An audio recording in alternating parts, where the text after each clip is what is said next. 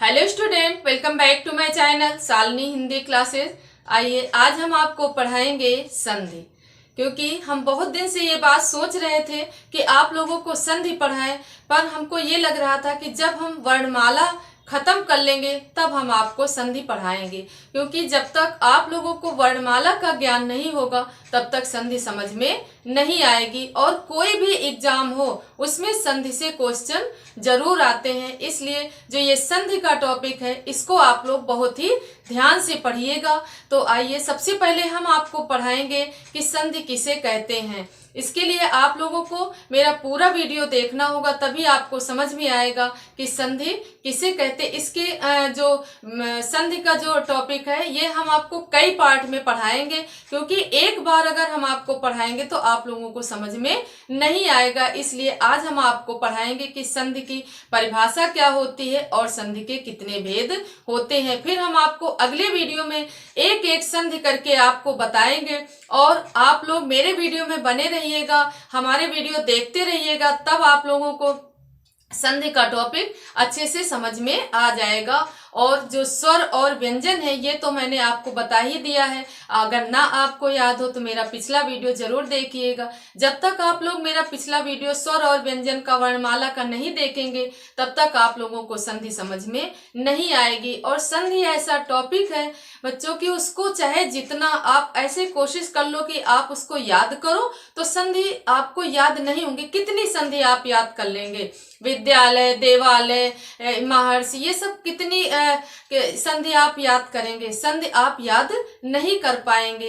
इसलिए आप लोगों को ये जो संधि का टॉपिक है इसको अच्छे से समझना होगा। तो आइए बताते हैं हम आपको कि संधि, सबसे पहले आपको बताते हैं संधि किसे कहते हैं।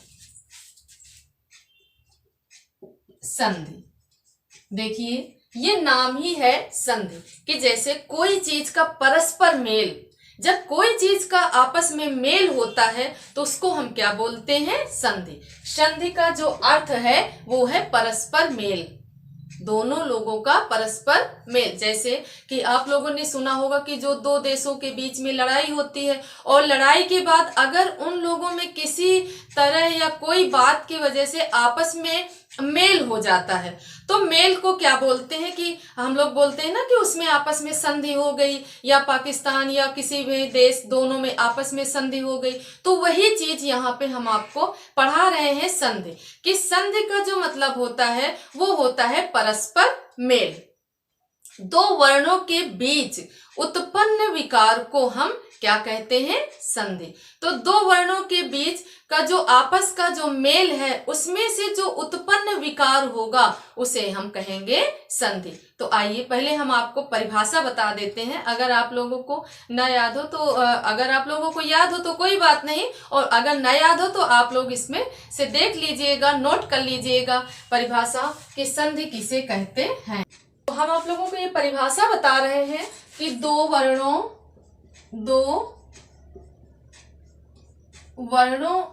के मेल से उत्पन्न विकार को संधि कहते हैं। दो वर्णों के, अब हमने अभी आपको बताया ना कि वर्ण कौन से होते हैं, जैसे का है, खा है, गा है। इस तरह जब आप हमारा जो वीडियो मैंने बना करके डाला है स्वर और व्यंजन का, उसको आप लोग पढ़ लीजिएगा तो उसमें आपको समझ में आ जाएगा कि दो वर्णों के बीच, दो वर्णों के मेल से उत्पन्न विकार को हम क्या बोलते हैं, तो उसे हम संधि बोलते हैं। जैसे विद्यालय, विद्यालय, तो इसका जब हम संधि विच्छेद करेंगे तो हो जाएगा विद्या प्लस आलय। जो संधि विच्छेद होता है इसमें जो पहला शब्द है और जो लास्ट वाला शब्द है, तो दोनों में पहले वाले का लास्ट वाला और बाद वाले के पहले वाला, इन्हीं के बीच में क्या होता है, इन्हीं के बीच में संधि होती है। तो इसको क्या कहते हैं कि विद्या प्लस आलय बराबर विद्यालय। वैसे ही देव प्लस आलय बराबर देवालय। देव प्लस आलय बराबर देवालय। ऐसे भोजन प्लस आलय बराबर भोजनालय। इस प्रकार होती है संधि कि दो वर्णों के मेल से उत्पन्न विकार को हम संधि कहते हैं। जैसे विद्यालय, विद्या प्लस आलय बराबर विद्यालय, देव प्लस आलय बराबर देवालय। इस प्रकार होती है संधि कि जैसे ये देखिए, ये कौन सी संधि है, तो ये लास्ट वाला जब ये वाला हुआ बड़ा आ और ये दोनों के बीच में जो उत्पन्न विकार है उसको हम बोलते हैं संधि। ये पहले का बड़ा आ और इसका भी बड़ा आ बराबर हो जाएगा बड़ा आ, तो ये कौन सी संधि है, तो ये है दीर्घ संधि। अभी हम आपको आगे बताएंगे कि दीर्घ संधि कौन सी होती है। तो सबसे पहले हम आप लोगों को ये बता देते हैं कि संधि के कितने भेद होते हैं। तो अब हम आपको बताएंगे संधि के भेद, इस संधि के कितने भेद होते हैं।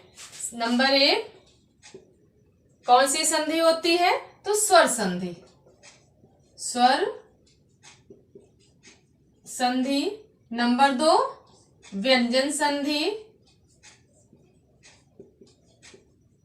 और नंबर 3 विसर्ग संधि। विसर्ग संधि। संधि के 3 भेद होते हैं। नंबर 1 स्वर संधि, नंबर 2 व्यंजन संधि और नंबर 3 विसर्ग संधि।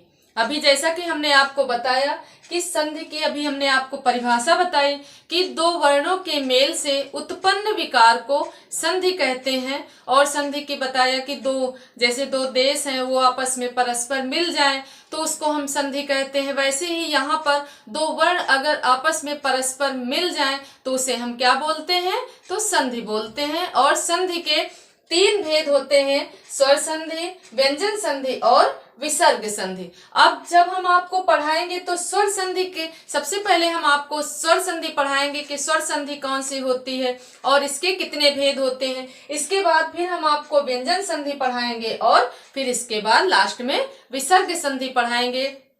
लेकिन थोड़ी थोड़ी देर करके हम आपको पढ़ाएंगे। अगर हम आपको इकट्ठा पढ़ा देंगे तो आप लोगों को समझ में नहीं आएगा। तो हम इसके लिए आप लोगों को अब हम आपको आगे बताएंगे, अपने अगले वीडियो में आपको पढ़ाएंगे कि स्वर संधि किसे कहते हैं और स्वर संधि के कितने भेद होते हैं। तो कैसा लगा आप लोगों को ये वीडियो? अच्छा लगा होगा। अगर ना समझ में आया हो तो आप हमें कमेंट्स बॉक्स में लिख करके भेजिएगा। हम आपको और ज़्यादा से ज़्यादा उदाहरण देकर समझाने का प्रयास करेंगे। तो मिलते हैं अपने अगले वीडियो में अपने नए टॉपिक के साथ।